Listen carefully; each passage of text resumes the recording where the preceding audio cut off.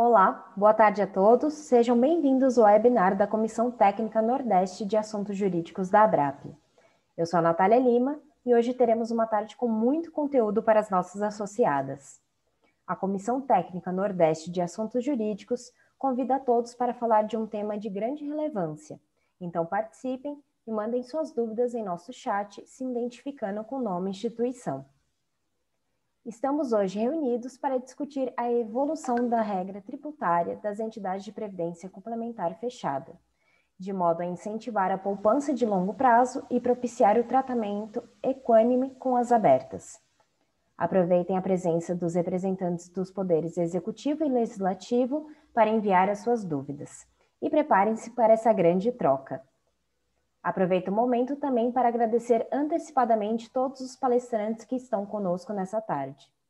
E para iniciarmos então, eu passo a palavra ao Dr. Jarbas de Biagi, diretor executivo responsável pela Comissão Técnica de Assuntos Jurídicos da ABRAP. Dr. Jarbas, fique à vontade. Obrigado, Natália. Boa tarde a todos. Em primeiro lugar, eu queria registrar aqui, em nome da ABRAP, da diretoria da ABRAP, os nossos agradecimentos aqui. E o presidente Luiz Ricardo me encarregou dessa fala, né? Agradecer primeiro os dirigentes do Nordeste, os dirigentes do regime fechado de previdência complementar, pelo apoio, pelo trabalho desenvolvido. Registrar também aqui o nosso agradecimento ao Brum, né, que é o secretário-geral, e também, em especial, agradecer a doutora Patrícia Linhares, e também a doutora Fabiana, né, que se empenharam tanto, né, para a realização desse webinar. Então, fazendo isso a todos os advogados, né, do regime fechado de previdência complementar, em especial aos do Nordeste. E, sem dúvida nenhuma, agradecer o doutor Maurício Dia Lester, que abriu sua agenda para participar, né, desse evento tão relevante. E também o nosso companheiro aí, e sempre nos apoiando, o deputado Cristino Auro, né? Um deputado que atua fortemente no nosso regime e nos apoia e está sempre disposto ao bom debate. Sem dúvida nenhuma, senhores, aqui só para a gente fazer uma reflexão muito rapidamente, não por acaso nós, do regime fechado de previdência complementar, estamos no campo da Seguridade Social da Constituição. É o campo, o segmento mais forte da Constituição, onde nós temos a questão da previdência, da saúde, da velhice, não é? E temos a questão dos regimes da previdência. Então, nós integramos isso. E isso realmente, eu costumo dizer, vocês sabem disso, e todos que estão aqui comigo sabem que isso integra nosso amor, né? Nós trabalhamos nisso assim com amor, nós gostamos e sentimos o máximo prazer nesse seguro da sociedade, né?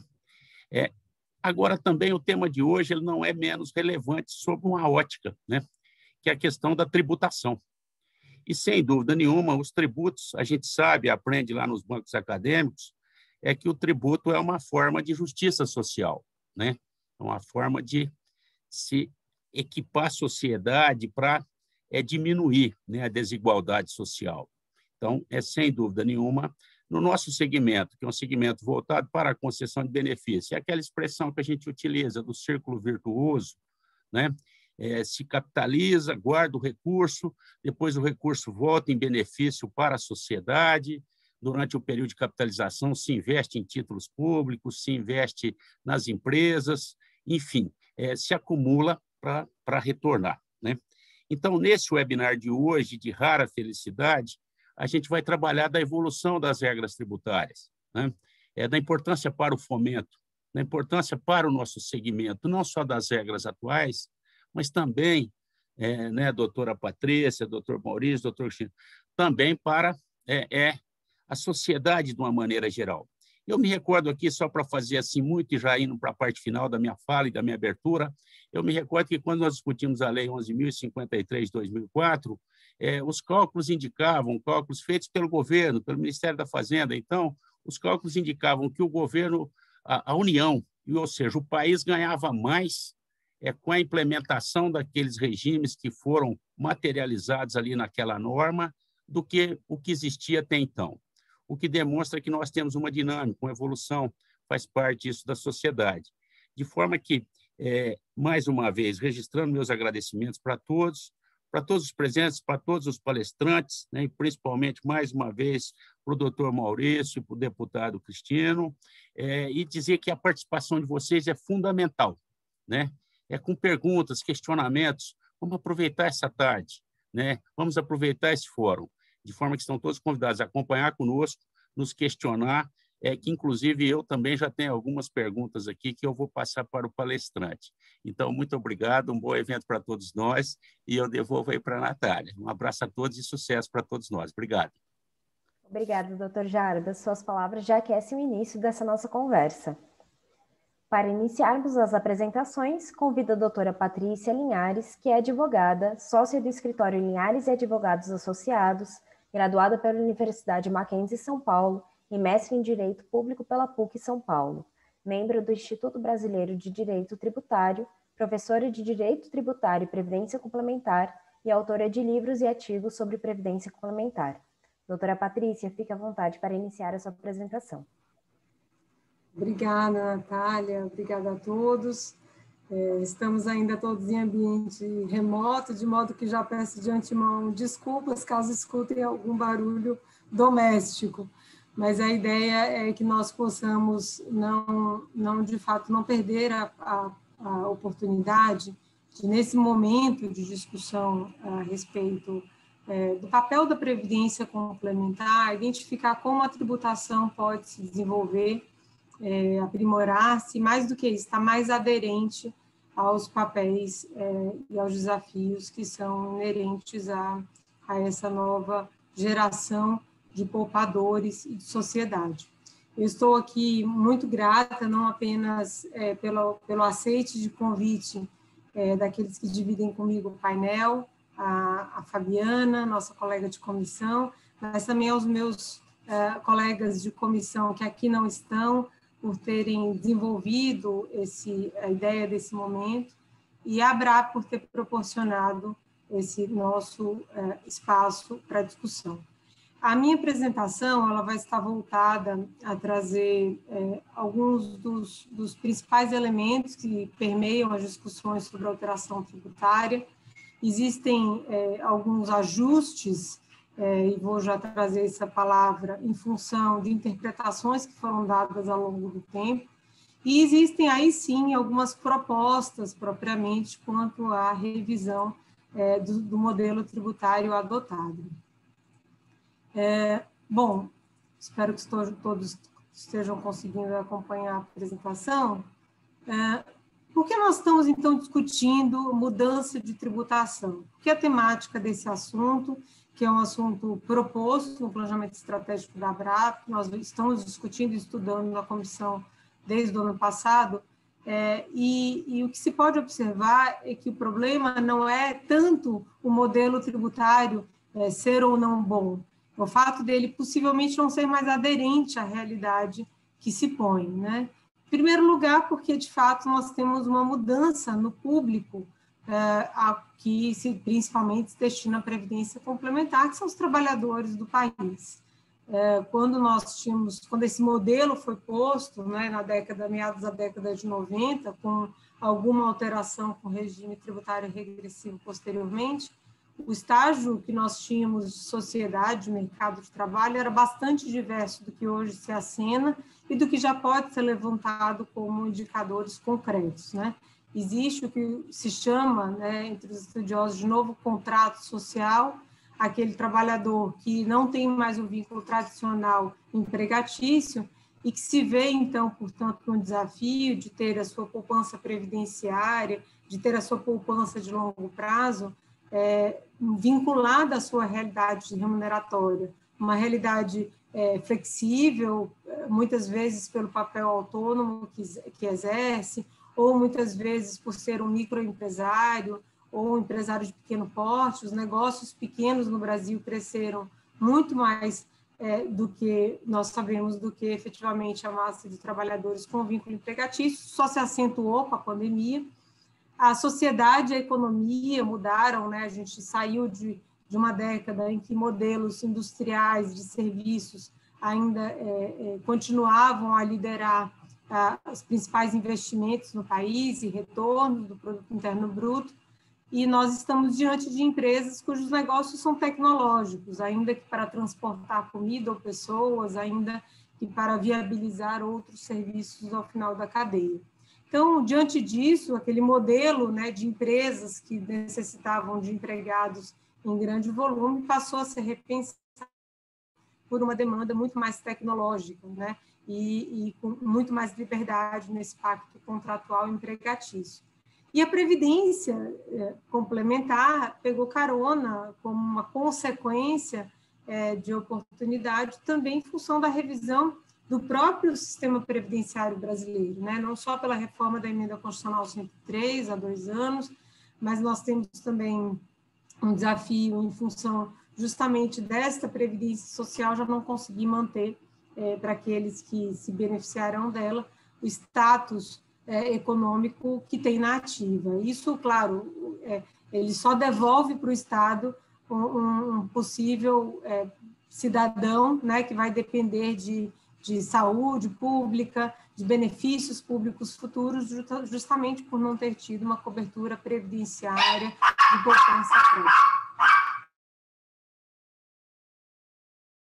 Bem, o modelo brasileiro é um modelo muito semelhante ao que se adota no mundo em geral e que vem sendo repensado. Esse slide, essa figura, ela é uma figura que vem sendo utilizada em diversos países para repensar o modelo tributário. Vejam que no ciclo principal a gente tem muitos dos países com esse mesmo modelo de diferimento que o Brasil utiliza, que é isento tributável, né? Então, uma dedução na entrada, uma não tributação na entrada, uma não tributação na fase acumulativa, na aplicação dos recursos pela entidade, e uma tributação na saída.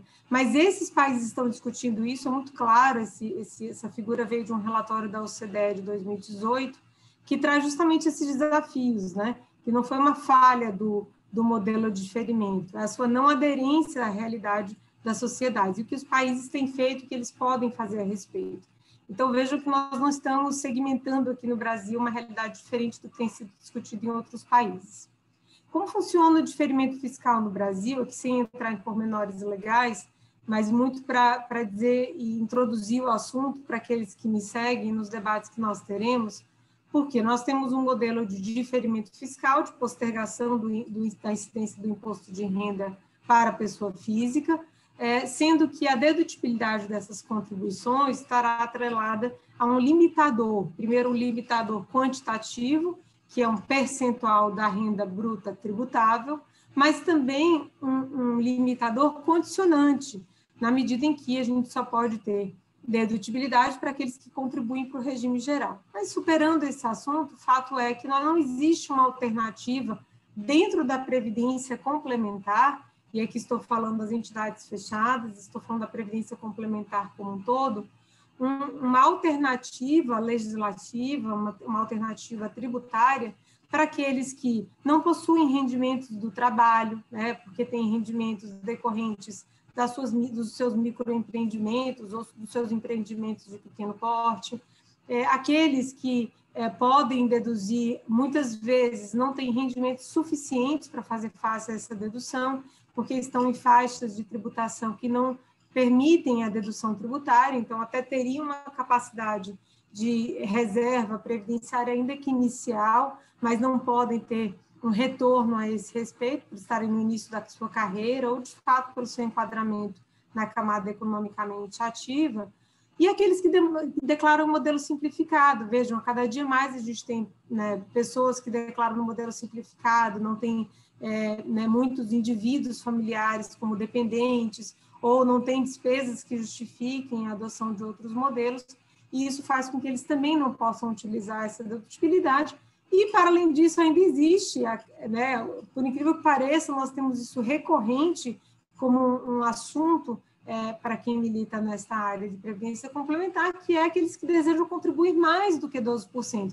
Estão num momento, possivelmente, de trabalho que permitem uma acumulação naquele momento maior e quer se antecipar essa poupança previdenciária, até por antever que é possível futuramente não ter a mesma capacidade de disponibilidade econômica. Então, vejam que Em qualquer dos dois extremos que nós tenhamos, e esses extremos não são mais residuais, eles passam a tomar, acredito que vamos seguir, podem trazer alguns elementos adicionais, eles passam a tomar a maior parte da população brasileira, né? A grande parte da população brasileira, 90% lato sensu, da população brasileira está dentro desse bloco sem alternativas, que não vê nesse regime de diferimento, não é, portanto, um preconceito contra a Previdência Complementar, mas sim por não ver nenhum raciocínio financeiro fiscal possível. Por quê? Na saída, todos esses valores que foram acumulados, se não foram dedutíveis, serão, de qualquer forma, tributáveis. Então, não existe o condicionante de que só pode tributar aquilo que for passível de dedução anteriormente, né? A tributação acontece sobre todo o valor, não só sobre os rendimentos. Então, isso faz com que, mesmo aqueles que poderiam ter, né, o universo ideal de ter deduzido e, ao final, uma tributação, mas afasta-se esse indivíduo justamente com a tributação que não gera esse condicionante. Então, a prima facie, numa primeira observação, uma pessoa leiga diz, não, mas eu não vou tributar o principal se eu posso ter um outro investimento, procurar mecanismos de mercado financeiro que, mesmo não me dando o retorno do longo prazo que a Previdência me dá, não vão me tributar o principal. Então, nós estamos falando muito aqui de bitributação. Observem isso, porque é importante que nós tenhamos isso em mente lá na frente, quando nós falamos sobre renúncia fiscal. Então, não estamos aqui a falar de benefícios novos, nós estamos falando sobre evitar essa bitributação. O que está posto nesse cenário nos debates legislativos? Aqui eu trouxe alguns principais, existem alguns tantos outros projetos. O que será destacado de relatoria que o deputado Al nos vai brilhantar aqui nosso encontro de debate. Alguns outros pontuais sobre a utilização também das reservas em FGTS para os planos de previdência complementar. E vejam que aqui a gente não está falando de previdência fechada, nós estamos falando de tributação e previdência como um todo, previdência complementar. Um outro projeto que trata sobre a inaplicabilidade de dedução para as contribuições de equacionamento de déficit. Nós sabemos que o equacionamento de déficit não é uma penalidade por ilicitudes, muitas das vezes uma consequência do equilíbrio atuarial, de uma massa de participantes que vive por mais tempo, que precisa contribuir mais para que o mesmo estágio de benefício contratado seja concedido. Então, com esse olhar do déficit é que esse projeto também vem trazendo. Outro que fala sobre a destinação da parcela da FGTS também para usufruto na aposentadoria, mais especificamente via previdência complementar, ou seja, um alongamento do recebimento desses valores via benefício de previdência complementar. Adoção do regime regressivo de tributação com um tratamento diferenciado quanto às opções, principalmente para aqueles que não puderam planejar o momento do recebimento do benefício de previdência complementar, aqueles que ou entraram em benefício de risco, vamos imaginar os beneficiários de participantes que faleceram, ou aqueles que tiveram invalidez permanente, ou ainda aqueles que sofreram demissão involuntária, sem justa causa.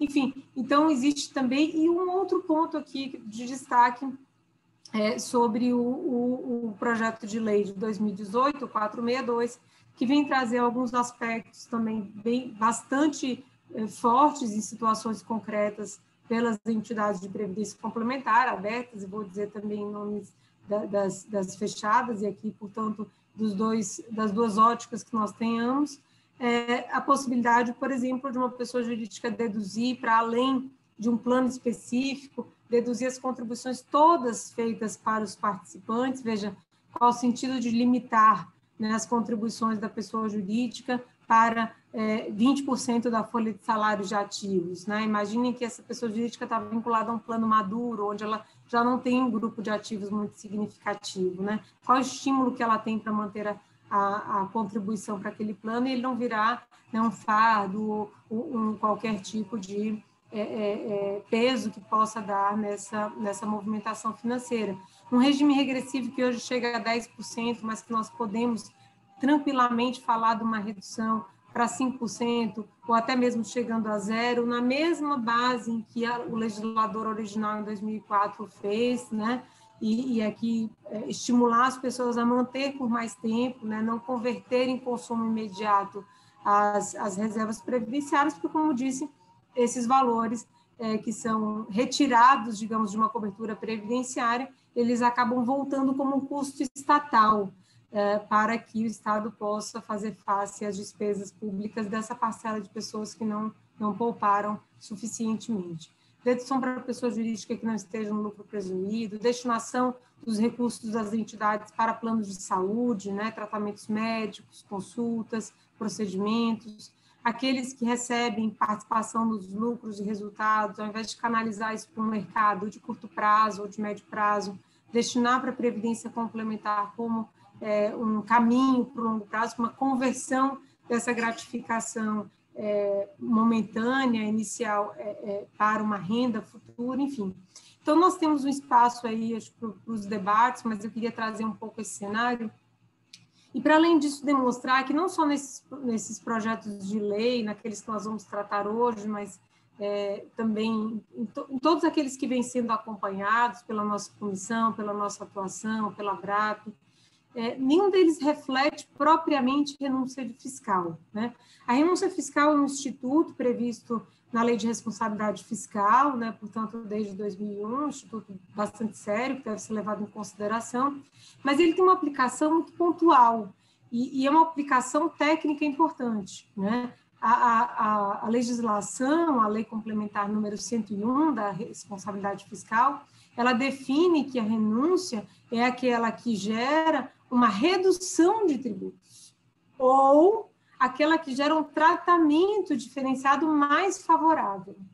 Nesses projetos de lei, em outras temáticas que a gente pode trazer para o debate, não se está falando propriamente desses assuntos. Se está falando, sim, de fazer com que, primeiro, essas interpretações equivocadas que venham sendo dadas pela autoridade fiscal ou casuisticamente nas entidades, possa, de fato, voltar-se à previsão legal, que é uma previsão que não impede a dedução para as contribuições de nenhuma natureza aos planos previdenciários, mas, mais do que isso, não só se vincular a origem da lei e a letra da lei, sem fazermos muitas ilações aqui direcionadas a crenças, mas muito mais para demonstrar que, veja, no diferimento fiscal, toda vez que se tem propicia-se uma dedução das contribuições para a Previdência, considerando que a tributação é plena sobre esses valores totais,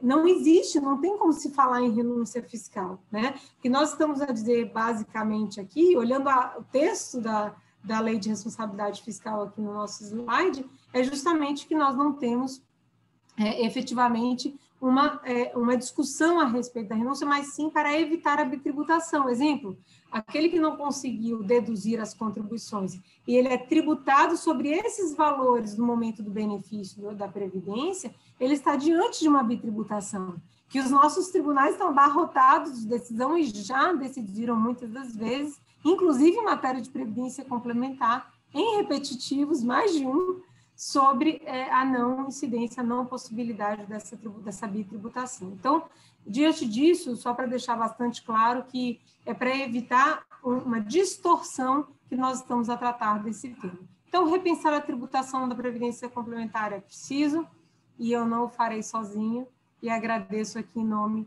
de todos os nossos colegas de Comissão Nordeste, estamos todos, não só eu, mas todos nós à disposição. Obrigada. Obrigada, doutora Patrícia, pela excelente apresentação realizada. A próxima apresentação será realizada pelo Maurício Dias Lester, que é auditor de Finanças e Controle do Tesouro Nacional em exercício na Secretaria da Previdência Social, no cargo de Coordenador Geral de Estudos Técnicos e Análise Conjuntural.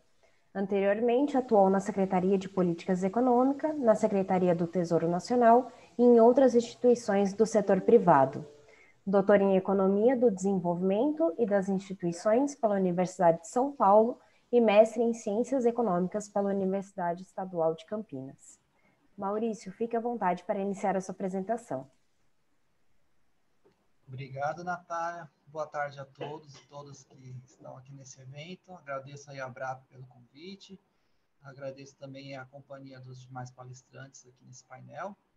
E eu vou começar pedindo desculpas por dois motivos. O primeiro é que talvez, para quem esteja me ouvindo aí, esteja um pouco baixo, porque o meu computador aqui Acho que está com o áudio um pouco prejudicado, então, se precisar aumentar o volume aí, eu já me desculpo. E a segunda questão, como a Natália falou aí, a minha área de atuação, né, é sempre com o olhar da economia, e a gente está aqui num evento que é de caráter mais jurídico, então eu não vou saber falar na linguagem aqui do mundo jurídico, mas quero contribuir para o debate sobre a ótica da economia, tá bom? Eu vou aqui compartilhar a minha apresentação, só um minutinho. Creio que já apareça aí para vocês, né, a apresentação. Sim. Então, vamos lá. Tributação aplicada ao regime de previdência complementar. Eu gosto de sempre começar, pode parecer até óbvio para vocês, essa questão, né, de por que um país estabelece, isso é muito normal, né, mundo afora, uma boa prática, incentivos tributários e financeiros para previdência privada. Óbvio, o primeiro objetivo é esse aqui, né? Oh, desculpa, passei. O primeiro objetivo é esse aqui do primeiro quadro, que é evitar queda de renda quando a pessoa se aposenta. Né? Os sistemas públicos de previdência todos, eles garantem uma renda limitada a um teto, aqui no Brasil, né, em torno de R$6.000, e proporcionar uma média de rendimentos da pessoa durante toda a sua vida laboral. Então, esses dois fatores, em geral, levam aqueles trabalhadores de maior renda a perceberem uma queda na renda se só contarem com o pilar público. Mas tem outros motivos, digamos assim, que seriam o que a gente chama de externalidades positivas na economia, enfim, vamos dizer assim, efeitos indiretos, que seria a previdência privada, ela vai ajudar a formar uma poupança doméstica no país que é mais de longo prazo, né? Dado que o projeto Previdência para cada um de nós e para todo mundo, né, é um projeto de longo prazo, para 40, 60 anos, enfim, ou mais, você, obviamente, coloca os seus recursos nisso, esperando só fazer uso disso muito lá na frente, isso gera uma poupança de longo prazo que é muito saudável para o país. Eu sei que parece óbvio, mas é importante a gente ter isso em mente, que o importante é evitar queda na renda, porque muitas vezes a política pública, não estou falando aqui de forma geral, se a gente não deixa perto de nós qual é o objetivo principal, no desenrolar dela, isso vai se afastando e pode até se perder. Né? Então, outra coisa sobre o debate internacional, né, acerca dos aspectos tributários da previdência privada. Para o Estado como um todo, esses benefícios tributários, eles tendem a não ser neutros. O que eu quero dizer? Como a doutora Patrícia explicou muito bem, né? No modelo aí que é o que hoje vale para o segmento fechado e para os planos PGBL das abertas, o contribuinte lá do plano de previdência, ele aporta, né, deduz esse aporte do imposto de renda dele e lá na frente ele vai pagar imposto de renda sobre todo.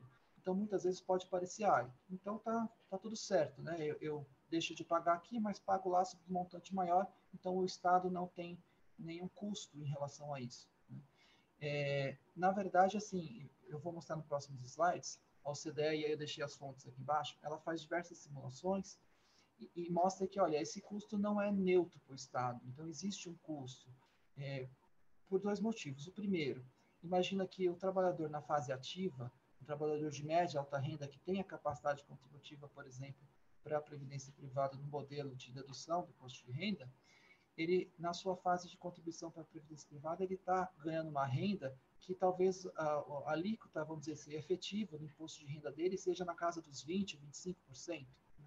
27%.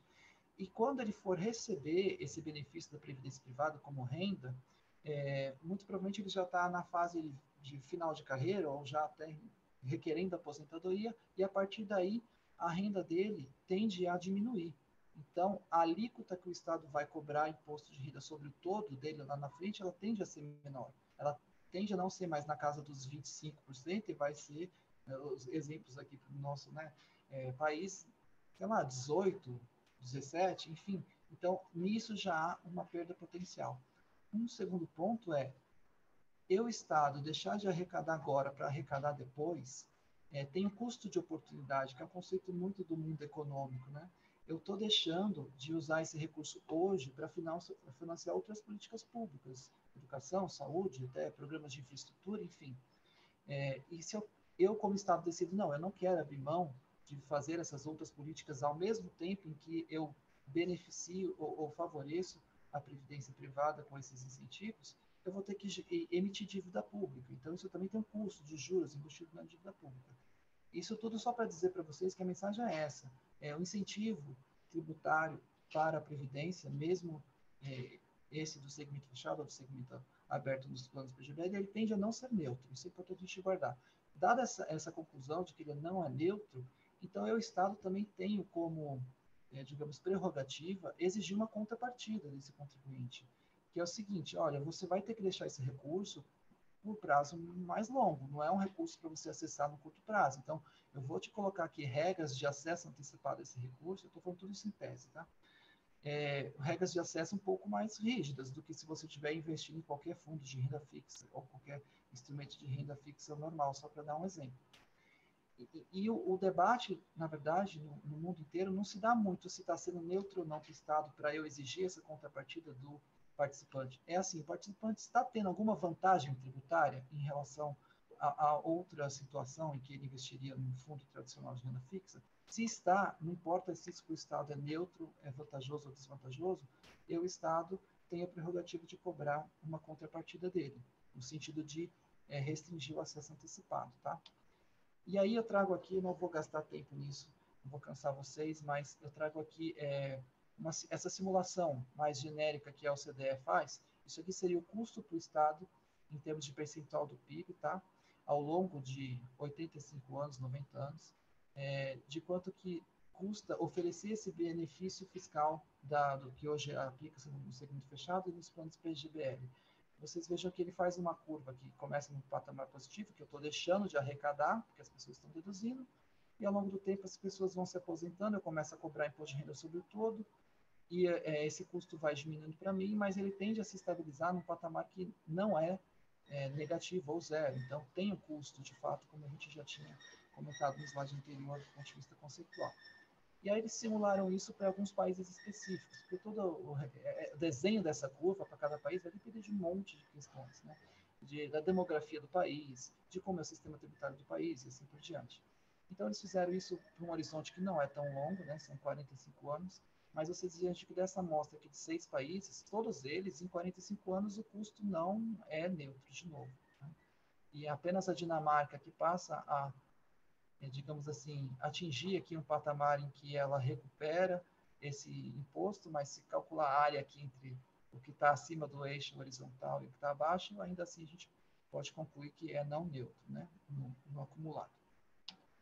Bom, então vamos agora trazer isso para o Brasil aqui. Como que a Receita Federal ela entende os benefícios fiscais da previdência privada? Então, é importante a gente saber, é o que está aqui nesse terceiro item, o conceito de gasto tributário. Eu não vou ler aqui, porque é muito longo, mas cada país tem um conceito diferente do que é gasto tributário, né? Mas, em geral, é aquilo. Eu, como Estado, tenho, digamos, por lei, condições de cobrar impostos sobre tais e tais situações, e aí eu, por querer fazer uma política pública para atender objetivos econômicos, sociais e tal, eu vou lá e aceito não arrecadar aquele recurso, né? Por um tempo, enfim, ou para um público específico. Então, o benefício da pessoa física nesse de diferimento, de dedução dos 12%, a Receita não entende como gasto tributário. Corretamente, como a doutora Patrícia já explicou, porque o Estado, afinal, vai arrecadar isso depois. Mas, do ponto de vista econômico, como mostrei antes, isso não quer dizer, por não ser gasto tributário, que não tem um custo para o Estado. Ele tem um custo, mas ele não é gasto tributário do ponto de vista, vamos dizer assim, do Código Tributário. O que é, então, gasto tributário de fato para a Receita Federal? É o gasto tributário da previdência privada aplicada à pessoa jurídica, né? E a doutora Patrícia já falou, hoje as pessoas jurídicas de lucro real recebem um benefício de abater o seu imposto de renda até 20% da folha de pagamento. Esse sim é um gasto tributário. Mas esse gasto tributário, hoje, se eu somar tudo que se envolve aí no mundo da previdência complementar, ele dá em torno de 6 bilhões e meio ano, né? Se eu olhar o tamanho do gasto tributário do Brasil em termos do PIB, é um pouco mais de 4% do PIB, é muito alto em relação à média mundial é 2%. mas o que se aplica à previdência privada é muito pequeno, né? 0,09% desses 4. Então, eu quero dizer assim, não é a previdência privada com os seus gastos tributários que está causando esse gasto tributário no Brasil acima da média mundial. Entendido isso, então, a gente dá mais um zoom aqui na situação do Brasil em relação a esse assunto que é muito típico das entidades fechadas, né? Que são as contribuições extraordinárias que existem em algumas entidades que os participantes têm que pagar por questões de equacionamento dos planos e tal.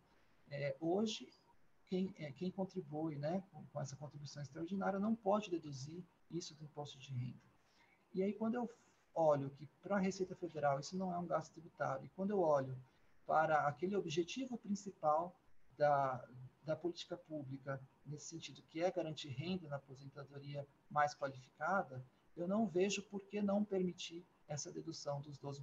Então, para mim, faz todo sentido. Para a Secretaria de Previdência, é um projeto que a gente apoia, de dedução, inclusive, das contribuições extraordinárias, porque, inclusive, o segmento fechado é um segmento que tem uma alta conversão em renda da poupança previdenciária de cada participante, né?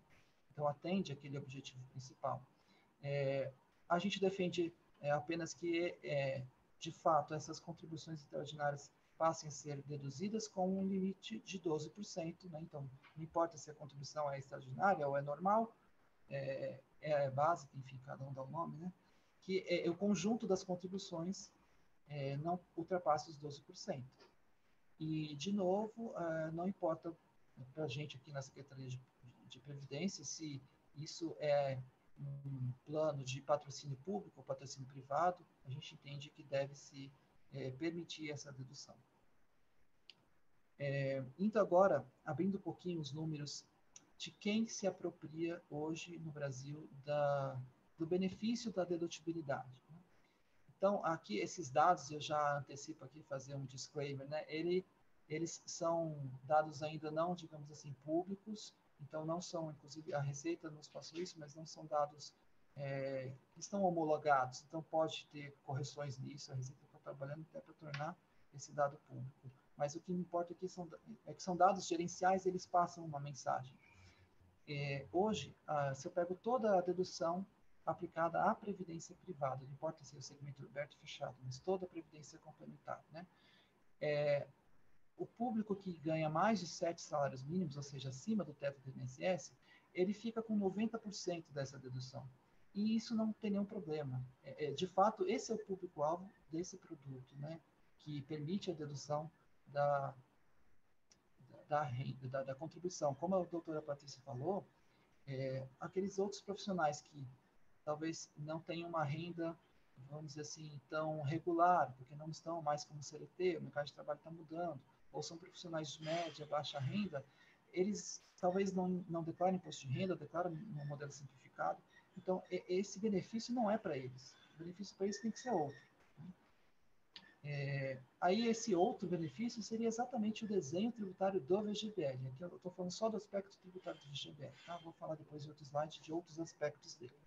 Aí, quando eu faço o mesmo exercício por faixa de renda, do fluxo de contribuição para o VGBL num ano, a gente vê que tem aqui uma barra grande, né, em quem ganha até meio salário mínimo. Isso aqui é só uma inferência, não é nada concreto, é uma inferência nossa de que, poxa, então eu tenho uma barra grande aqui de fluxo de contribuições para o VGBL, de quem praticamente não ganha salário. Então, provavelmente aquele VGBL Júnior, né? Então, também uma questão interessante, né? Você poder contribuir desde que ali o seu filho, seu neto nasce, e aí quando ele tiver 18 anos, então na faculdade, enfim, você direciona aquele recurso para ele. E eu tenho um público bom aqui contribuindo para o VGBL que ganha abaixo do teto, né? A gente vê barras com tamanhos relevantes aqui abaixo do teto de INSS, mostrando que, olha, tem aqui sim uma classe de trabalhadores que não declaram imposto de renda ou que querem contribuir mais do que os 12%, mas aí seria mais a classe alta, né? Mas, enfim, eu tenho um público aqui que parece que é média baixa renda que, de fato, contribui para o VGBL. Mas eu tenho também uma parcela muito grande de contribuições vindo da alta renda, para não dizer altíssima renda, né? Pessoas que ganham aí 20, 30, 40 salários mínimos por mês. Então, isso nos leva a dar um zoom aqui no VGBL. Então, o que hoje a gente vê no VGBL, né? Essa combinação dessas 4 coisas é importante a gente atentar. A primeira questão é, hoje no segmento aberto, os planos de previdência, seja P ou V, eu estou falando de planos individuais, tá? Não aqueles em que eu tenho um empregador contribuindo junto. Quando é um plano individual, a regra de resgate, de acesso antecipado aos recursos, ela é bastante flexível, né? Então, pela regulamentação, se um regulamento de um plano quiser oferecer esse acesso a partir de 60 dias, ele pode. Então, percebam que, para a gente aqui na Secretaria de Previdência, isso já começa a se afastar daquilo que ele estava dizendo. Olha, eu estou te oferecendo um benefício, ou estou te oferecendo um incentivo para apoiar renda na aposentadoria. E se eu permitir o resgate dali a 60 dias, já começa a se afastar, né? Outro ponto, ele legalmente é um produto de seguro e não de previdência. Então, pelo Código Civil, isso acaba abrindo espaço para que eu, inclusive, não passe por inventário aquilo que foi acumulado em caso de falecimento do participante titular aí do plano, né? Em alguns estados, aí vai depender, obviamente, da legislação, do entendimento jurídico do estado, enfim, ainda também não paga o ITCMD, que é o Imposto de Transmissão e da Herança. E o terceiro ponto, que é o principal, né, é um plano que só tributa os rendimentos. Então, por que faz sentido oferecer um plano que só tributa os rendimentos? Porque é justamente para aquela pessoa que eu não quero tributar 2 vezes. Então, ela não consegue deduzir do imposto de renda, e se ela contribuir para um plano de fechada como é hoje, ou para o PGBL, ela não consegue deduzir. Ela vai contribuir para esses planos, quando ela resgatar, ela vai pagar imposto de renda sobre todo. Então, ela está sendo tributada 2 vezes. E, de fato, quem não consegue deduzir imposto de renda, como a gente já falou, é aquele que ou faz declaração pelo modelo simplificado ou nem declara imposto de renda. Então, tende a ser o trabalhador de média e baixa renda. Então, a gente acha, sim, o tratamento tributário do VGBL muito importante para esse tipo de trabalhador. O que a gente acha que precisa, sim, de um olhar para melhorar, porque está se afastando do propósito previdenciário, é a combinação dessas coisas todas que a gente acabou de comentar. Deixando agora um pouco de lado a pessoa física que a gente já trabalhou, e falando com a pessoa jurídica, né? Como a gente viu, o gasto tributário, o incentivo da pessoa jurídica é sim o gasto tributário, e aí limitado a 20%, né, da folha de pagamentos. E aí a gente, aqui vai no mesmo sentido que a doutora Patrícia falou.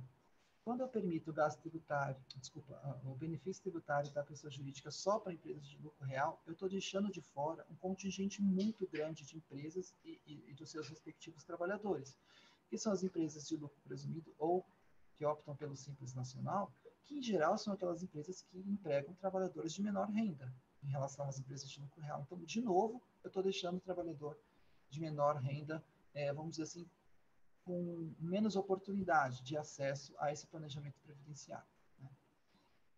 Aí tem um estudo de 2 acadêmicos aqui, o professor Sandra Zambuja e Carlos Vitor Campani, do ano passado, em que eles estimam qual que seria o impacto de eu estender o benefício tributário da pessoa jurídica para as empresas de lucro presumido e simples. E aí eles chegam à conclusão, assumindo que isso teria adesão de mais 20 milhões de trabalhadores. Então, é um cenário, digamos assim, do ponto de vista de impacto fiscal bastante conservador, né? É uma adesão muito alta, que mesmo com essa adesão muito alta, a renúncia seria de 6,7 bilhões. Tá? Então, no nosso entendimento, você abre mão de uma receita que ela vamos dizer assim, factível de acomodar.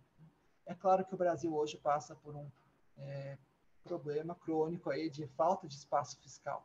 Então, embora a gente defenda, assim, do ponto de vista, digamos assim, previdenciário, a gente não fez nenhuma tratativa, nenhuma discussão com a parte mais fiscal, digamos assim, do governo sobre isso.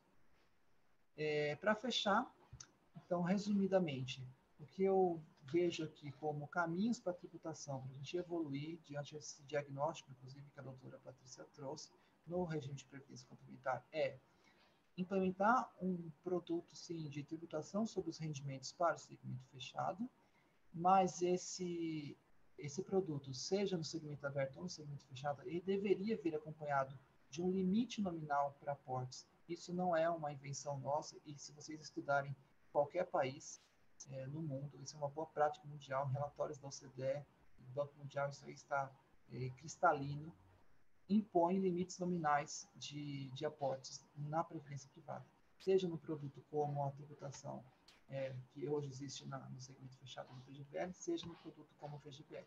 Por quê? De novo, a gente já viu que não é neutro para o Estado oferecer esse conjunto de benefícios. E dois, qual é o objetivo? Gerar renda na aposentadoria. Então, o objetivo da política pública não é apoiar a renda na pré-aposentadoria, não é permitir um acúmulo indefinido de patrimônio e não é apoiar transmissão de herança.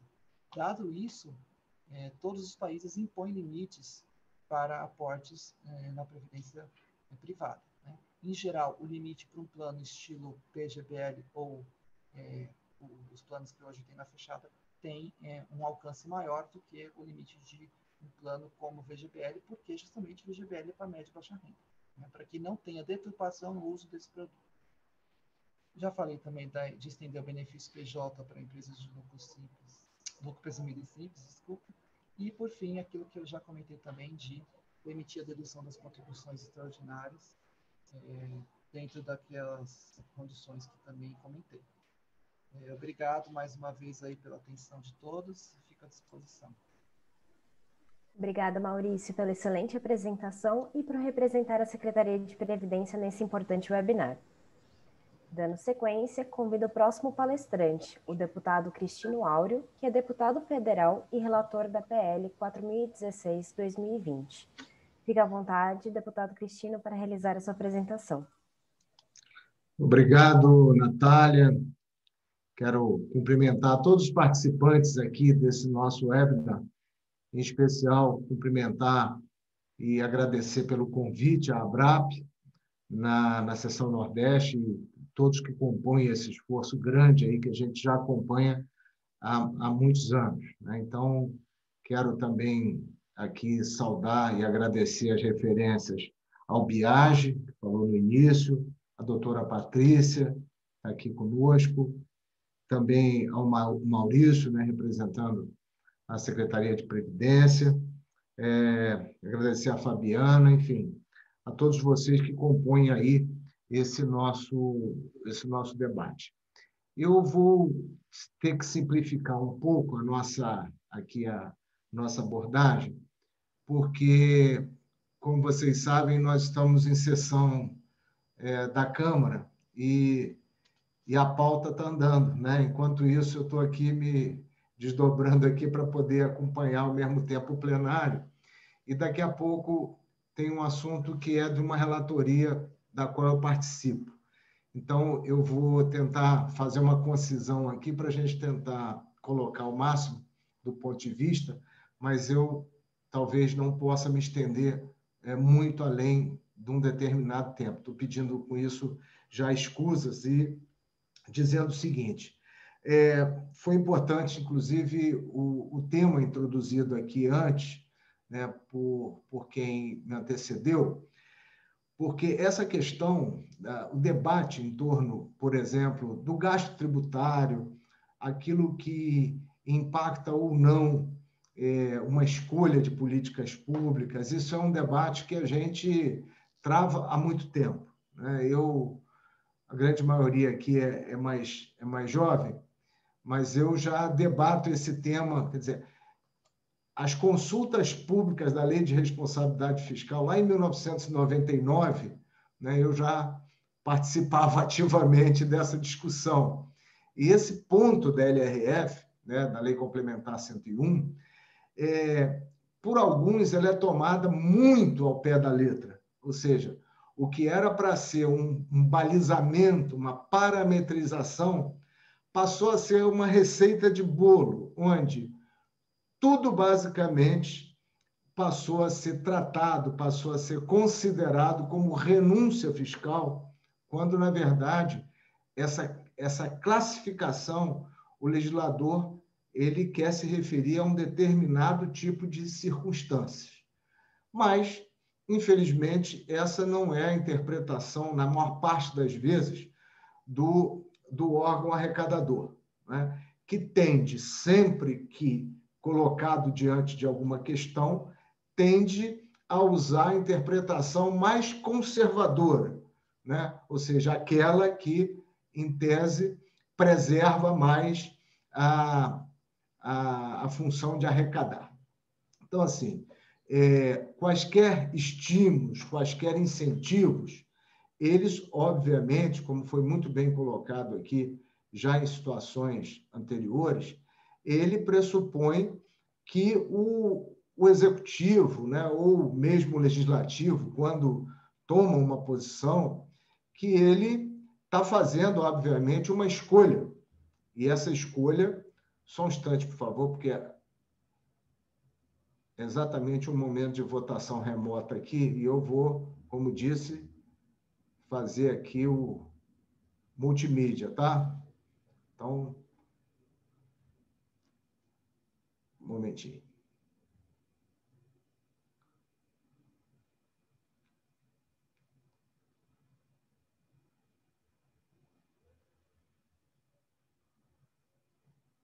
O sistema de votação remota permite fazer, mas eu preciso aqui interagir com os dois, desculpa.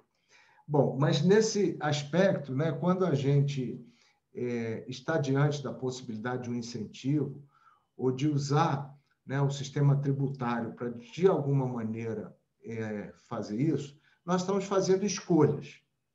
Só que um país como o nosso, ao fazer escolhas de prestigiar o sistema de previdência complementar, em especial as entidades fechadas, eu considero que é uma escolha absolutamente correta, uma escolha acertada, uma escolha que olha para a capacidade de poupança, para a capacidade de investimento de longo prazo e também desonera, por assim dizer, né, o setor público de que, ao não ter que cuidar, vamos dizer, desse contingente da população que, na idade mais madura, na sua velhice, detém uma condição melhor de resolver suas questões, de ter autonomia, de ter independência, uma remuneração adequada e também, com isso, muitas vezes, cuidar dos seus, isso são ganhos indiretos que é difícil fazer uma mensuração objetiva disso.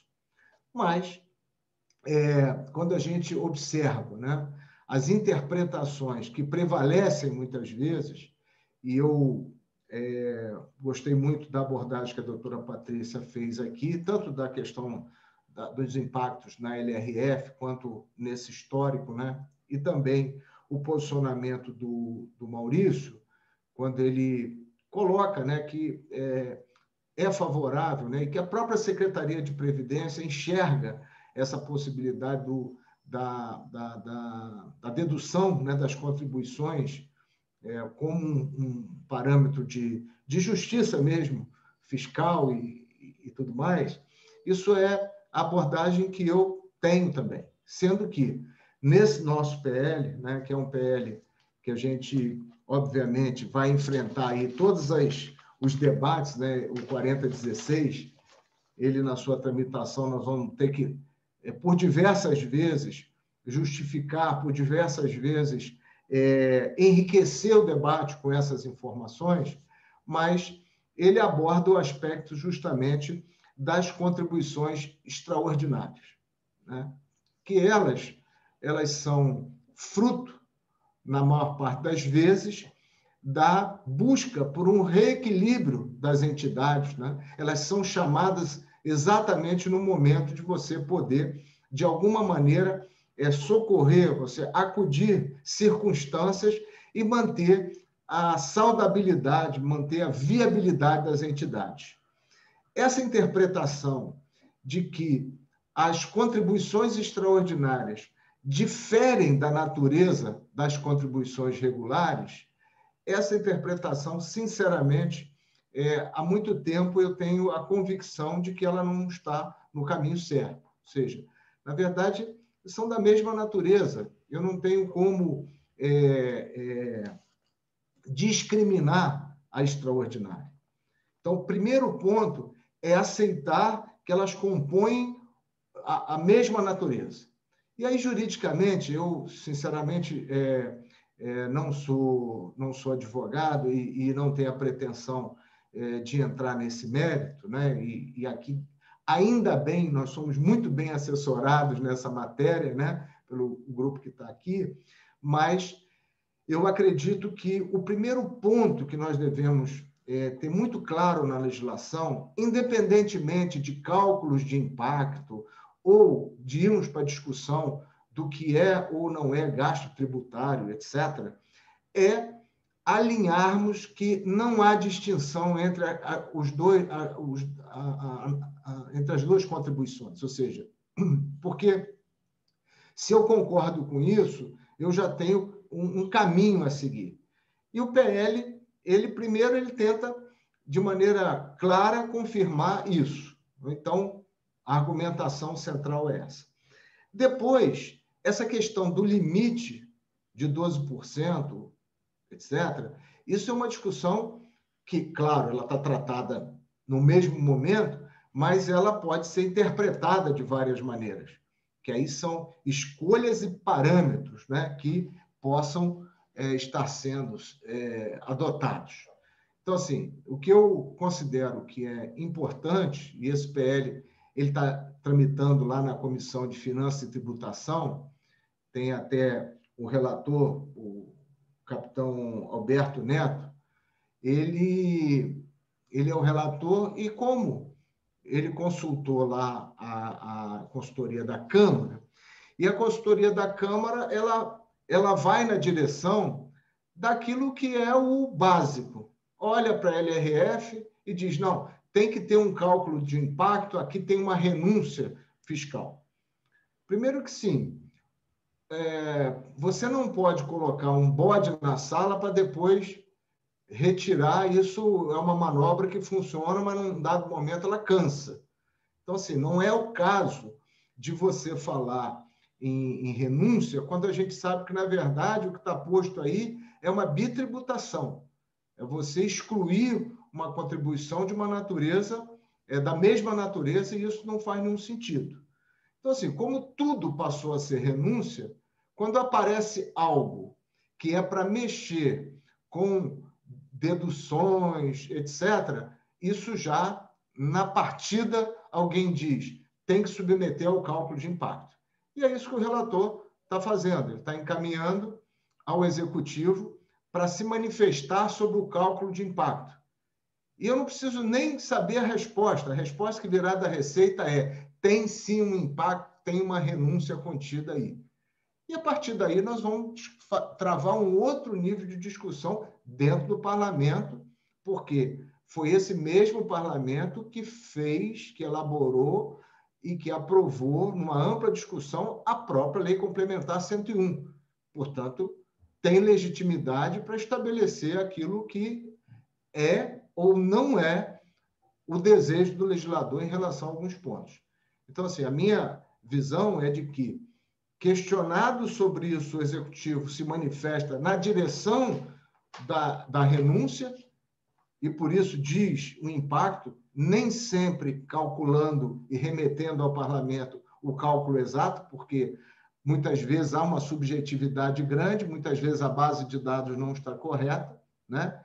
E aqui, evidentemente, que eu não é meu interesse, nem meu papel, colocar em xeque a interpretação da área de Previdência do Ministério da Economia com a área de Receita, né? Então, deixa essa discussão para que nós mesmos, no parlamento, nós possamos fazê-lo. É importante, eu acho que, do ponto de vista da Previdência, são esses pontos que já foram levantados aqui, de que a Previdência Complementar tem um papel importante, um papel relevante, e seja qual for o custo fiscal que está embutido, ele faz parte de uma escolha saudável que o Estado brasileiro faz em favor desse grupamento. Por isso, eu não tenho nenhuma dificuldade em defender com muita clareza esse ponto de vista. Não só esse, né? Nós também estamos, nesse momento, atuando numa discussão que eu considero importante, que é o momento de se fazer a opção pelo regime tributário a que vai estar submetido o benefício. Eu incluí agora uma emenda na medida provisória 1045, tratando disso. Por que é que os participantes das entidades fechadas têm que fazer uma opção sobre tributação de maneira tão precoce em relação àquilo que vai ser a sua vida profissional, aquilo que vai ser, né? Sem saber sequer se isso vai representar um ganho ou uma perda para ambas as partes. Então, assim, eu considero que, dependendo da situação que vai se apresentar, uma opção feita aqui pode se revelar uma opção altamente vantajosa para o participante no futuro, com uma perda potencial de arrecadação. Então, assim, eu sempre acredito que, a exemplo das entidades abertas, né, deveria ter a possibilidade, uma liberdade de opção no momento mais adequado, ou, pelo menos, a possibilidade de você fazer uma opção e rever essa opção num outro determinado momento. Embora não seja o tema aqui da nossa discussão, eu só estou, de alguma maneira, estou aqui fazendo uma reflexão sobre assuntos da natureza tributária que envolvem as nossas entidades e que merecem uma discussão sempre muito transparente, levada ao parlamento de maneira lúcida e que a gente possa dialogar, como eu faço sempre. Eu discuto com as áreas de governo, discuto com o executivo, provoco ali o bom debate, porque eu acho que é a melhor maneira. Nada impositivo ele se sustenta de maneira mais perene. Eu acho que quando a gente consegue, com níveis de convencimento adequados, a legislação ela é mais consistente, ela está mais amparada, vamos dizer, nas convicções de parte a parte, ela evita vetos desnecessários que acabam desconfigurando uma legislação. Então, tudo isso eu acho que a gente está construindo nesse nosso PL, né, no 4016, e eu vou lutar bastante para que o posicionamento, inclusive, das áreas de receita, diferentemente do que é o esperado, que eles possam refletir um pouco sobre esses aspectos e que a gente possa, então, caminhar nessa direção.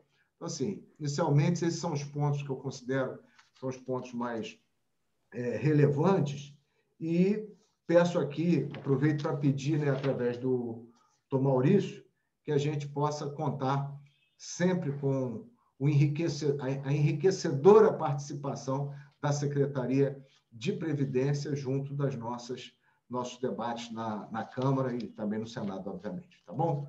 Muito obrigado aí a vocês. Devolvo a palavra para ti aí, Natália. Obrigada, deputado Cristino, pela excelente apresentação e disponibilidade em estar conosco nessa tarde. Para a ABRAP é uma honra contar com sua ilustre presença. Vamos iniciar agora o momento de perguntas e respostas com as dúvidas que recebemos de vocês no chat. Então, convido a Fabiana Debelli, gerente jurídica da FACHESF e membro da Comissão Nordeste de Assuntos Jurídicos da ABRAP, para realizar a moderação. Fabiana, fique à vontade. Obrigada, Natália. Gostaria de agradecer, né, aos membros da comissão que me colocaram nessa missão hoje à tarde, de poder aí intermediar os debates e poder conduzir as perguntas aos palestrantes. Esse tema que é tão relevante para o sistema, né, num momento em que todo o sistema se volta a buscar uma eficiência maior, né, no tratamento tributário, né, a ser dado, objetivando fortalecer, né, todo o contrato previdenciário e, sobretudo, pensando no futuro, né, porque a gente está buscando aqui um regime que ele possa ser quase um socorro do que a gente encontra hoje na Previdência Social e nessa realidade que a proteção social ela necessita ter, né, sobretudo para os aposentados. Então, eu vou iniciar os debates aqui, na verdade, fazendo as provocações ao deputado Áureo, por conta até da restrição de horário dele, né, e aí sem comprometer nem um pouco a agenda dele. Deputado Áureo, a gente observa que, olhando a dinâmica aí da tributação que se volta aos servidores públicos, né, que fazem aportes para as entidades fechadas, ou mesmo para as entidades fechadas de natureza pública, que existe, né, o limite de 12% dos rendimentos tributáveis anuais, sem considerar paritárias que são feitas aos seus, né, as contribuições paritárias com seus participantes, e que acaba gerando um limite de dedução aí muito maior para o imposto de renda, diferentemente do que os participantes das nossas entidades de previdência simplesmente privadas, sem a natureza pública, eles conseguem obter. Então, quando a gente olha ao PL 4016, a gente observa aí uma tentativa de trazer, né, esse tratamento isonômico, essa abrangência. Então, o senhor visualiza como realmente necessário essa revisitação dos limites atuais de contribuição para os planos de previdência complementar de uma maneira geral, tentando deixar mais harmônica aí as regras entre contribuições destinadas às entidades de caráter público, de natureza pública, e as de natureza privada? O PL, ele tenta exatamente fazer com que essa interpretação ela seja isonômica, ou seja, que a gente tem uma forma de fazer com que, primeiro, haja a consagração do princípio. Como eu disse, a natureza das contribuições regulares, né, e da contribuição extraordinária, isso tem um sentido, né? E depois buscar essa isonomia como forma até de tratar um ponto que não há basicamente, sob a ótica, a menos que você tenha nos regimes algumas garantias adicionais para o servidor, né? Ou seja, a menos que haja algum privilégio específico. Quando eu chamo de privilégio, eu estou dizendo aqui na comparação com outros, ou seja, haja algum diferencial favorável a essa ou aquela categoria, que no momento me escape da informação, que justifique por que ele, nessa matéria, ele possa estar sendo, de alguma maneira, penalizado. Mas, em não havendo, eu não vejo razão para que a gente não dê um tratamento entre as entidades. Então, de maneira objetiva, é isso. Obrigada, deputado. Acho que a ideia seria, de fato, né, harmonizar e possibilitar que a dinâmica, né, dessa dedução aconteça da mesma forma. Você considera a paridade, né, das contribuições feitas ao patrocinador, e depois o excedente você consegue também deduzir, né, dos rendimentos, considerando aí um limite maior. Então, se conseguiria equilibrar aí, evitando a bitributação. Acho que até no chat alguma colega da Agro chegou a falar disso também, porque é uma preocupação, e como Patrícia falou, se a gente faz uma pesquisa mínima nos tribunais, a gente vê aí o contencioso que a Receita Federal tem que administrar, né, por conta dessa bitributação. Então, acho que tem um debate longo aí, sobretudo nessa análise de impacto, de que não há uma renúncia, mas, de certa forma, é uma questão conceitual, é pensar que não vai haver prejuízo, né, porque, de certa forma, essa tributação está acontecendo dentro de um diferimento aí para quando né, se converter em renda e os assistidos, os participantes passarem a receber as suas rendas. Porque isso, sem dúvida nenhuma, iria conter até um pouco das reclamações que acho que as entidades que têm planos de equacionamento e que lidam com o déficit no sistema sofrem dos participantes, que já é um impacto, já é um baque muito grande, né? Ter que comunicar que, olha, você vai pagar tantos % de uma contribuição extraordinária, e quando ele vai fazer a sua declaração de ajuste anual, ainda observa que aquilo não pode ser dedutível. É uma má notícia dada duas vezes, né? Dizem que mais notícia tem que ser dada toda de uma vez só. Nesse caso, a má notícia ela tem um delay, né? Você dá a primeira e depois ainda tem que cobrar, você tem que impedir a dedução lá na frente, realmente assim é caótico. Mas tem que ser por parte, literalmente, né? Para evitar os ânimos mais acirrados. Mas é uma situação que é difícil, sim, principalmente porque ela se dá num momento de grande incerteza. Enquanto você já está fazendo contribuição extraordinária, você já está com dúvidas sobre a viabilidade e a permanência daquilo que para você é sagrado, que é ter contribuído muito tempo para uma entidade, você, num dado momento, ter preocupações com a sobrevivência daquilo que para você é uma boia importante para você atingir a outra margem da sua vida. Então, esse é um assunto muito sério, um assunto muito delicado, que eu trato com grande respeito por conta exatamente de mexer com o que é muito simbólico aí. E acho que nesse sentido a gente deveria ter um cuidado muito grande, por isso que eu, nessa discussão com a Receita, eu quero que essa subjetividade, que nem sempre é fácil de ser compreendida, ela esteja na mesa na hora que a gente tratar o assunto. Sem dúvida. É um novo modelo aí para ser discutido e que, né, depende a própria consolidação do sistema, né, tentar abarcar um público maior, um público do mercado informal ou mesmo de menor renda, porque todos esses aspectos são de fato relevantes. Eu sonho muito, até às vezes eu falo com a equipe de governo, com o próprio ministro, disse, olha, uma forma de tratar, de dar ao Congresso os argumentos para tratar uma capitalização que realmente pare de pé, é fazer com que o ambiente hoje existente das entidades fechadas, ele seja um bom exemplo, principalmente para aqueles que ganham menos, porque é essa faixa que ela vai ser exemplificativa daquilo que nós possamos almejar no futuro para um regime de capitalização amplo da Previdência como um todo. Então, sem pretender aqui debater com vocês que conhecem profundamente o tema, mas na minha percepção, né, de quem convive com o Congresso, e aí sei que vocês sempre têm um pouco dessa missão de avaliar um pouco o cenário, né?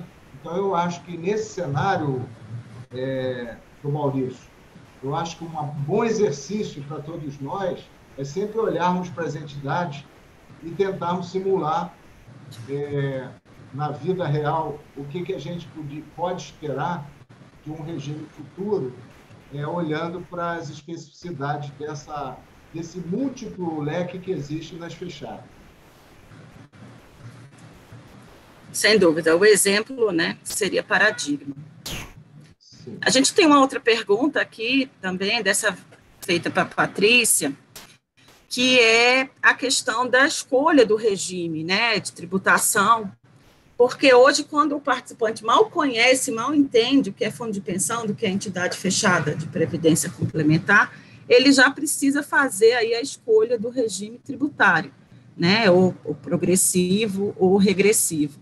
Patrícia, você visualiza que diferir mesmo, ou limitar, né, temporalmente essa opção do participante contribuiria para fazer com que o sistema ficasse mais maduro, com que houvesse aí uma compreensão maior do participante de qual seria o melhor regime a ser adotado?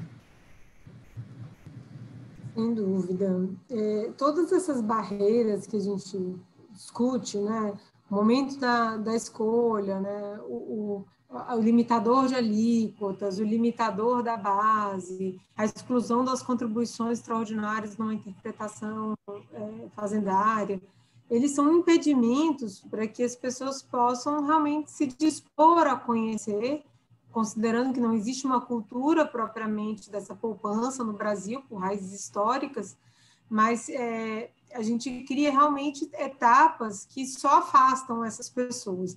E em relação ao momento da escolha do regime, lá atrás, né, quando a gente discutia, o Dr. Jarbas comentou um pouco a respeito, né, quando o segmento discutia o regime regressivo, o sinalizador para as autoridades, especialmente o Tesouro, era um sinal claro dos participantes sobre a manutenção dos recursos em longo prazo, até prolongamento da dívida, lastreamento desse momento em que o país vivenciava. E agora a gente percebe que tem participantes que gostariam de fazer essa opção no meio do caminho e ficassem ainda 10 anos que fosse, 15 anos, 20 anos acumulando, e não podem porque o prazo é o último dia do mês subsequente ao ingresso do plano. Então, na realidade, nós não estamos falando aqui da pessoa escolher só no final, para ela fazer um planejamento tributário, alguma coisa que vale. Mesmo para aqueles que, no meio do caminho, observam, compreenderam, sentiram, né, digamos, ultrapassaram essas barreiras e ainda assim chegaram à escolha da previdência complementar, mesmo assim não podem, né, fazer a opção pelo regime regressivo, que tende a ser mais favorável para aquela premissa inicial do governo federal, que é o alongamento das reservas, né, retirando aí essa poupança de curto prazo e que gera uma volatilidade aí em termos de alongamento dos investimentos. Então, não faz sentido nenhum. Mantida a premissa original, adaptar é o que parece ser mais... E você vislumbra que haveria algum tipo de prejuízo que pudesse ser um óbice a essa mudança posterior e ser alegada essa impossibilidade de você mudar depois pela Receita ou pela União, né? Não há um prejuízo. Hoje a Receita Federal, né, a União via Receita Federal consegue controlar essas opções por uma obrigação acessória específica, consegue, portanto, travar aí esse alongamento necessário quanto à manifestação das pessoas em manterem no regime regressivo por mais tempo. Então, quer seja em termos realmente de recursos públicos, tesouro propriamente, ou do ponto de vista que é o que nós todos queremos, né, tanto União, sociedade de um modo geral, que é a cobertura, a extensão da cobertura previdenciária, acho que todos têm a ganhar. O Maurício trouxe há pouco tempo um estudo sobre economia comportamental bem interessante, né, Maurício? Se você quiser agregar aqui na minha resposta, fica à vontade. Patrícia, eu estava com essa nota mental aqui, se tiver oportunidade, vou falar da economia comportamental, porque é exatamente esse o ponto, né? A compreensão hoje para uma pessoa aderir à previdência complementar que ela tem que ter de todo o processo é muito grande. Isso vai desestimulando, né, a adesão dela. Então, imagina só, se a gente for tentar rapidamente aqui simular, ela primeiro tem que decidir se ela vai aderir a um plano do segmento fechado ou segmento aberto. Já é uma dificuldade, né? Eu vou para um segmento fechado, vou para um P ou para um V. Depois ela tem que decidir se eu quero regime progressivo ou regressivo. Depois ela tem que decidir, dependendo da entidade, se ela vai escolher um perfil de investimento X, Y, Z. É muito difícil. Então, a economia comportamental tem muito a agregar, inclusive... Quem está lá é a Flor. Já pega agora.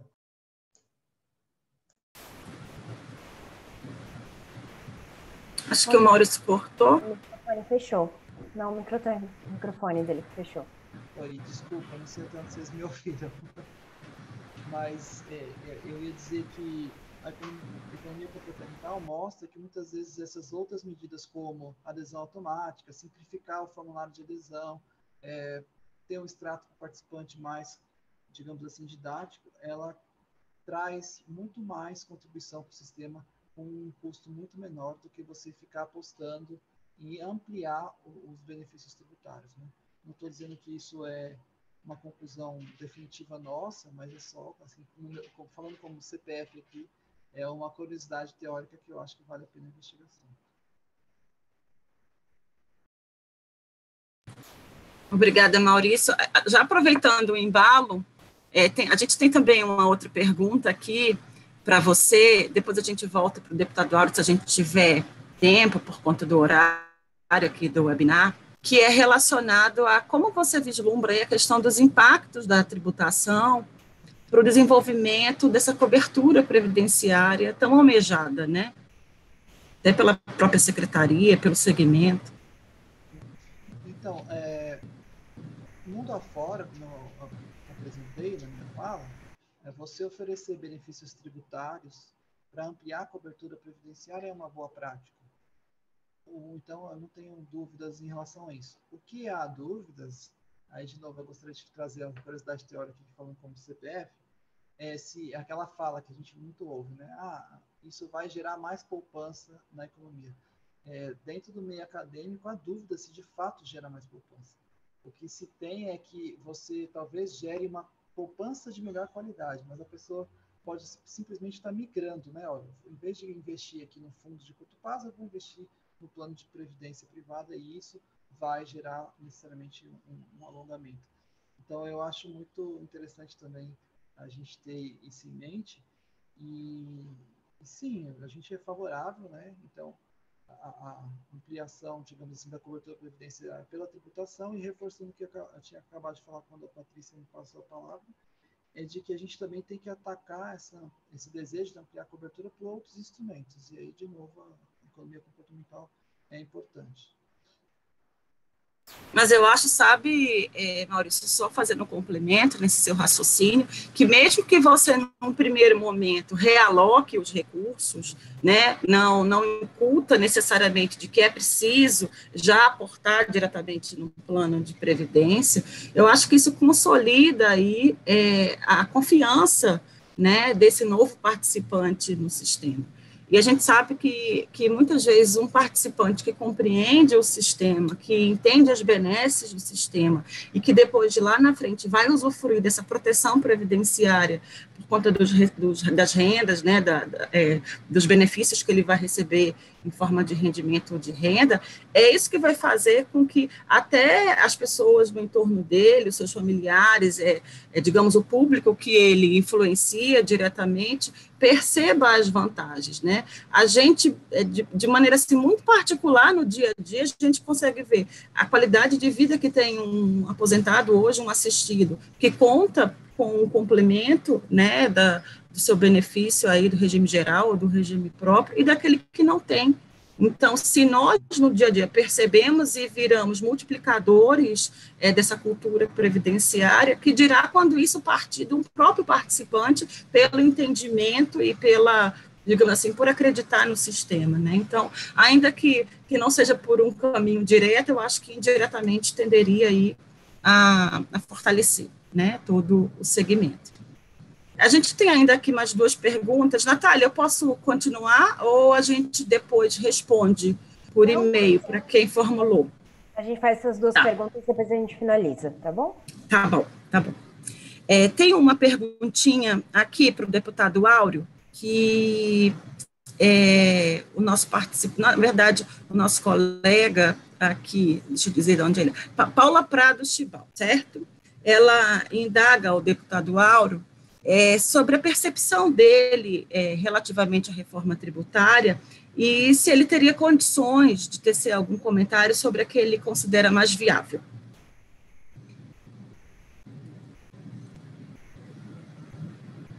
O deputado está conosco? Isso que eu ia comentar, que o microfone está fechado. Possível que ele tenha ido para a votação dele. Eu estou votando aqui. Mas essa pergunta é uma pergunta de 100 bilhões de dólares, né? Não é de 1 bilhão de dólares, essa é de 100 bilhões de dólares. Essa é difícil, assim, né? Vou tentar ser mais objetivo possível dentro de toda a incerteza existente nesse momento, né? Então, nós temos o que está caracterizado no momento político atual do Congresso. A PEC 45, com a questão que envolve o IBS, ou seja, o IVA e todo esse conceito, ela está, nesse momento, praticamente descartada, né?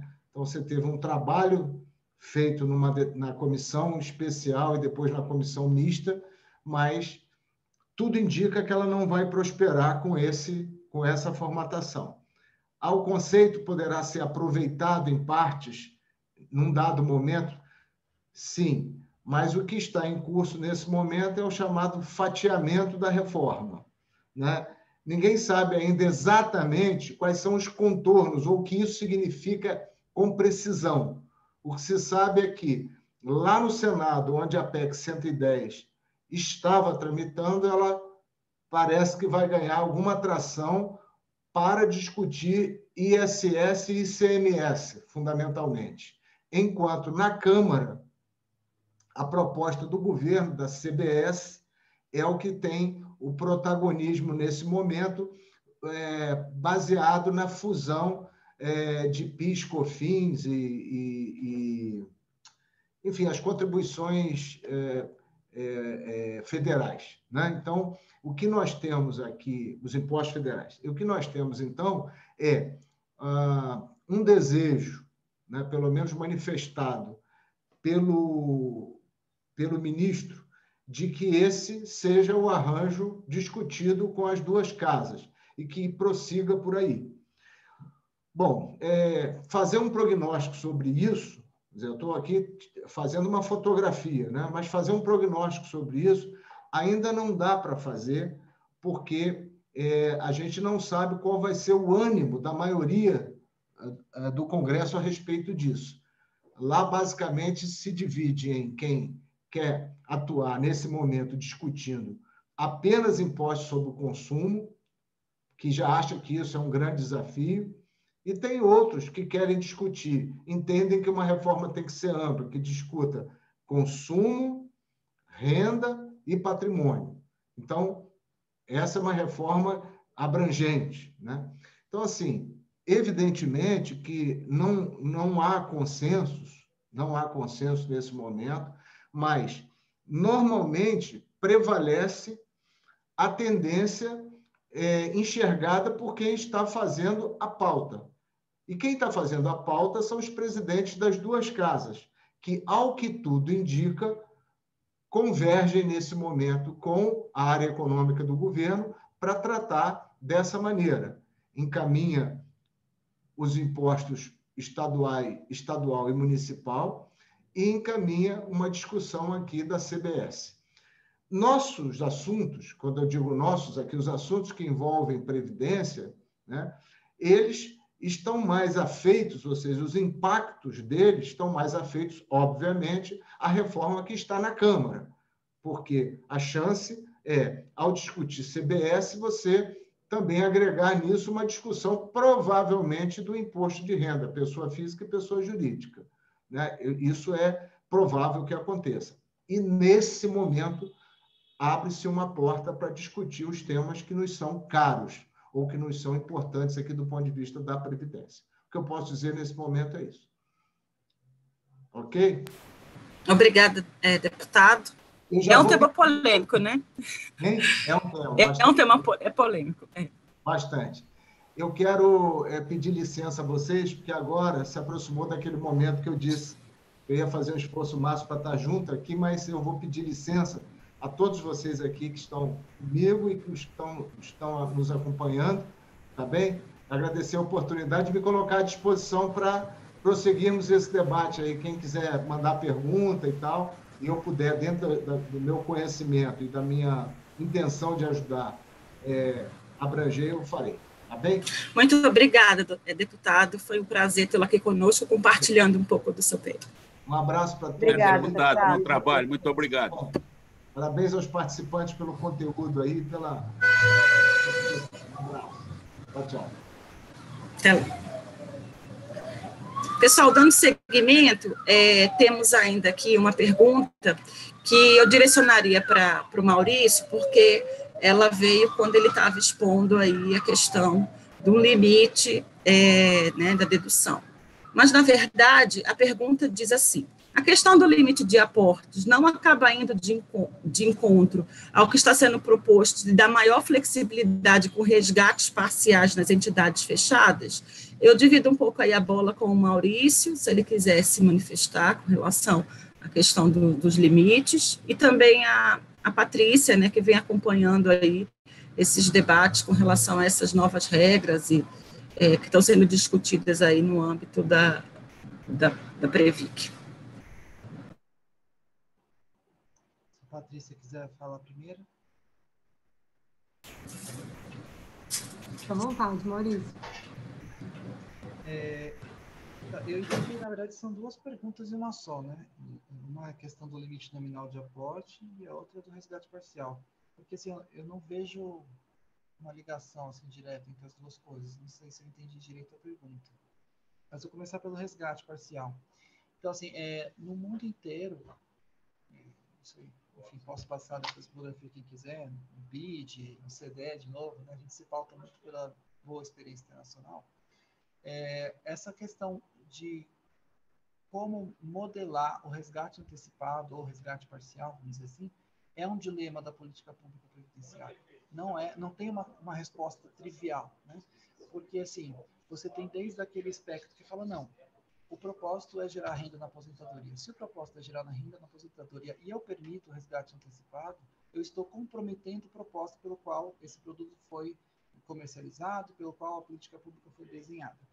Mas aí vem aquele argumento, poxa, mas especialmente para os trabalhadores de mais, média e baixa renda, quantas vezes acontece algum evento adverso na sua vida, uma enfermidade, enfim, às vezes até vamos dizer, comprar casa própria, né, fica desempregado, às vezes ele tem um saldo bom ali na Previdência, mas ele não pode acessar nada. Né? E aí como que fica? Às vezes você até diminui a atratividade desse produto, porque ele vai falar, poxa, não vale a pena investir nisso, quando eu preciso do dinheiro eu não posso acessar. Então, assim, de novo, não tem uma resposta trivial para isso, né? Mas, assim, dada, de novo, tudo aquilo que a gente debateu, né? O propósito da política, dado, digamos assim, a questão de que as pessoas não têm educação financeira que dirá previdenciária, né? A gente defende um meio termo, assim. O que tem sido, muitas vezes, a boa prática é, olha, vamos trabalhar, então, permitindo o resgate antecipado, mas esse resgate ele tem que ser limitado, muitas vezes por quais condições eu permito. Então, vários países você só pode resgatar se ficar desempregado, for para compra da primeira casa, né, tiver uma doença grave e por aí vai. Ou se você não quer apelar para esse caminho de criar condições, então você limita a quantidade. Olha, só pode resgatar 10% da sua reserva. Né? Outros países vão para a questão da frequência. Olha, você só pode resgatar a cada X anos. Né? E tem países que combinam essas três coisas. Então, eu acho que o caminho está por aí, sabe? A gente está num mundo, como a Patrícia mostrou, né? Que o mercado de trabalho está cada vez mais flexível e a gente continuar preso naquela, olha, você só pode acessar 100% de certeza lá no momento da aposentadoria, eu acho muito extremismo, considerando que o nosso sistema é voluntário. Né? Mas também não concordo com o que é a altíssima flexibilidade, de tipo, a cada 60 dias você vai lá e resgata. Então, é isso. Eu acho que tem que ser limitado e aí a consulta pública da Previ que está na rua para justamente ajudar a criar uma solução para esse dilema. Encontrar o meio termo, né? Nem 8 nem 80, talvez aí, né, o meio do caminho, para tentar acomodar as situações de fato, né, que são de imprevisto, de dificuldades, de justos motivos para mexer naquele dinheiro, mas também não brecar totalmente e desestimular que haja aí, né, a previdência, na verdade, a poupança previdenciária como uma forma até de investimento de longo prazo. Eu ia comentar aqui, assim, até considerando que o Maurício fez a ótica do resgate, do ponto de vista dos aportes, realmente esse limite, que é o que eu acho que deve ter sido o questionamento por trás dessa pergunta, esse limite de 12% para dedutibilidade, se nós formos olhar o projeto de lei que virou a 9.250, que é onde está prevista essa limitação de 12%, ele apresenta uma média de contribuição que as pessoas faziam à época, ou que poderiam fazer, e ele estima que esse limite de dedutibilidade, que vira um limite de aporte, no final das contas, às vezes, porque nenhum plano fecha as portas para aporte, então é mais a legislação tributária, ele acaba realmente gerando aquela distorção que nós falávamos. E não faz sentido, né? Então, assim, pegando até um pouco carona no que o Maurício e o deputado falaram posteriormente a mim, mas, assim, qualquer medida de limitação de dedução tributária, ela vai acarretar uma bitributação, na medida em que a gente vai ter essa incidência posteriormente sobre os valores principais. Então, assim, quer seja na limitação dos 12%, para a pessoa jurídica em relação à folha de ativos, ou qualquer outra ótica que a gente possa fazer em relação às contribuições extraordinárias, que esse efeito, né, colateral de uma interpretação de solução de consulta, tudo isso só gera mais bitributação, né, e uma piora nesse cenário de avaliação quanto à efetiva tributação. Né? As pessoas acabam esquecendo que a tributação acontece lá, inclusive no aporte parcial, no resgate parcial, caso ele prossiga nesse caminhar. Ok. Acho que era isso. As demais perguntas que constam, né, no nosso chat, elas poderão ser respondidas na sequência e a gente se compromete depois a mandar aí as respostas para todos os participantes que interagiram aqui conosco nesta tarde. Eu devolvo a palavra para a Natália para poder fazer o encerramento, depois com o Dr. Jarbas. Obrigada, Fabiana. Acredito que conseguimos atender bastante perguntas e comentários. Então, antes de finalizar, Dr. Jarbas, você gostaria de dar alguma palavra? Uma vez agradecer, né? Agradecer a todos, agradecer a Regional Nordeste, agradecer a Patrícia, o Maurício, o deputado Aura, a Fabiana, né? É uma satisfação enorme. Tratar desse tema é um tema super relevante. É um tema que nós temos que estar na ordem do dia. É claro que para quem não atua na área tributária, mas atua na previdência complementar, no nosso modelo, quer dizer, tem que estar antenado para apoiar as iniciativas. E o que a gente sente muita satisfação ao ver um evento como esse na realidade, a gente vê que nós estamos trabalhando somente para uma melhoria. E esse contrato previdenciário, não é, Maurício? Ele é um contrato, eu falo isso como um mantra, e é verdade, eu falo isso desde o milênio passado, na realidade, ele é voltado para o bem comum. Então, tudo que a gente faz reverte para todos, reverte para toda a sociedade, para o participante, para o assistido, para o beneficiário lá na ponta, ao final. Mas o fato é que, durante essa trajetória toda, todos nós somos beneficiados. Então, desejar aí, Natália, mais uma vez, devolvendo para você fazer um encerramento, né? Mas, na realidade, um bom final de tarde, um bom resto de semana para todos nós e estamos à disposição, realmente. Passar os questionamentos. A doutora Patrícia é expert nisso, com a equipe dela toda, então, na realidade, sente o máximo prazer em atender, não diferente também ao Maurício, que está na subsecretaria, também o deputado. E ao pessoal aí do Nordeste que nos apoiou, nos incentivou, nosso abraço, nosso fraternal abraço pela oportunidade. Obrigado. E, Natália, por favor. Obrigado, doutor Jarbas. Obrigado também a todos os palestrantes que estiveram conosco nessa tarde. A Comissão Técnica Nordeste de Assuntos Jurídicos pela iniciativa e agradecer a todos vocês que participaram dessa tarde recheada de conteúdo. E assim chegamos ao final de mais um importante webinar. Obrigado a todos que participaram. Lembrando que nos próximos dias a gravação deste webinar estará disponível no nosso canal do YouTube. Nos encontramos em breve na próxima iniciativa. Um bom final de tarde e até a próxima. Tchau, tchau.